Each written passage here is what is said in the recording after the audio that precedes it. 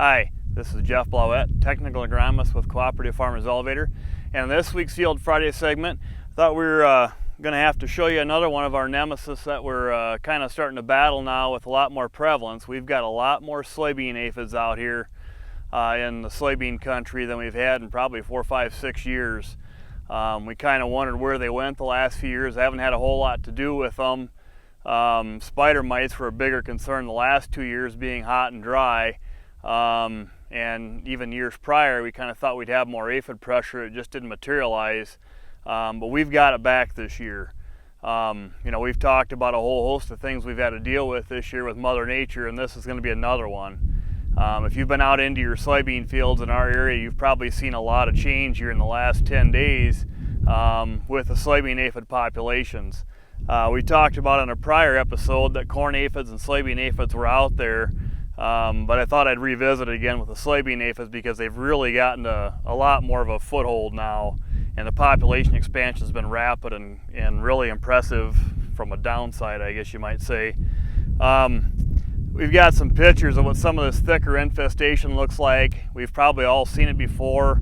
I have to remind ourselves what we're looking at again and some of the details, but with soybean aphids, the common threshold that's used is kind of like 250 aphids per plant on 80% of the plants and increasing. So as we're out scouting, we've had it before where you go out and find some aphids on a few plants and go down the row a few feet and you don't see much. This year they're a lot more prevalent, and we've already got fields that are at threshold. Some of which we've already sprayed with a fungicide and had an insecticide right along when the aphid pressures were really low. I've seen some fields where we did that. The pressure's lower there for sure. Still might need to be retreated, unfortunately. I have been in a few fields that haven't been treated yet, and the pressure is much heavier there, and they're almost to the point where we got to get there right now and take them out.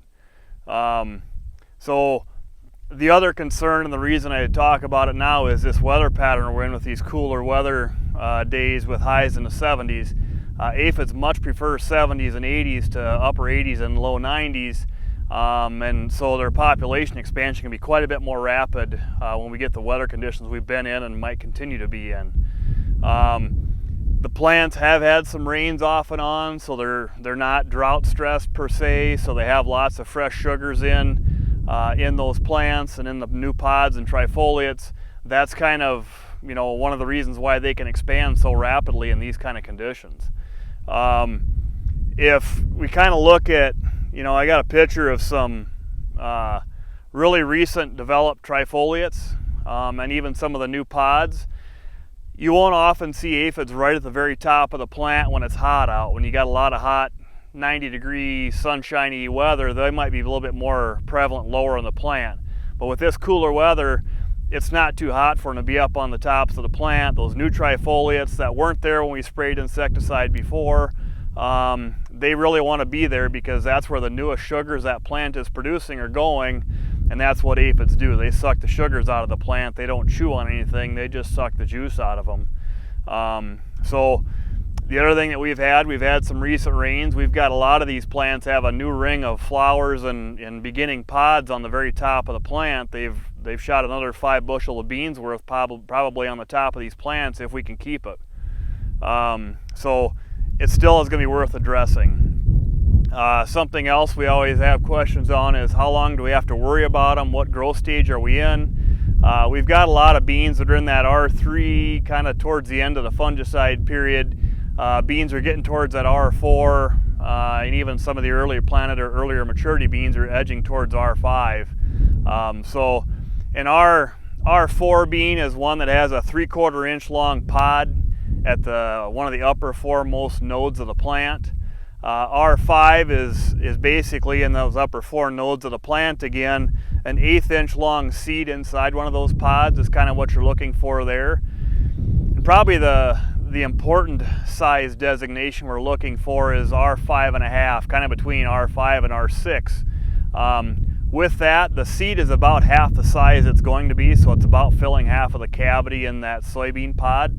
At R5.5, a lot of things start to happen. The plant's at its maximum height at that stage. It's basically done throwing more roots out for the most part. The nitrogen fixation in the plant starts to drop off. And what you'll start to see, that's kind of when you start to see those beans when you drive by fields where you start to think, I wonder if that's starting to lose a little color. What's happening is at R5.5, that plant starts to redistribute the nutrients and everything that's been putting in the leaves and all its petioles and all of its plant. It starts to put that into that seed as it starts to get into seed fill and grain fill. So then it's starting to pull things into that seed away from the, from the plants. So then the leaves aren't as succulent as they were before, and the aphids typically don't like that as much, but we also are starting to get close enough to maturity where it's not worth treating in most cases at that stage. So that's the stage we're kind of hoping to get to. But I will say you're going to see, you probably already have, if there's a plane that can fly or a drone that can apply, they're in the air right now if the wind isn't blowing too bad. They're running hard right now, and some of these fields are straight insecticide at this point, or some foliar feed can be riding along too if it's a little bit late for the fungicide application. But we're looking at pressures we haven't seen for a while, so I just want you to be aware. We've probably got a couple, 10, 12, 14 days to watch for sure, maybe even a little longer in some cases. Replanted beans that are late, they might be getting crucified if you're not watching them, so be aware of that as well.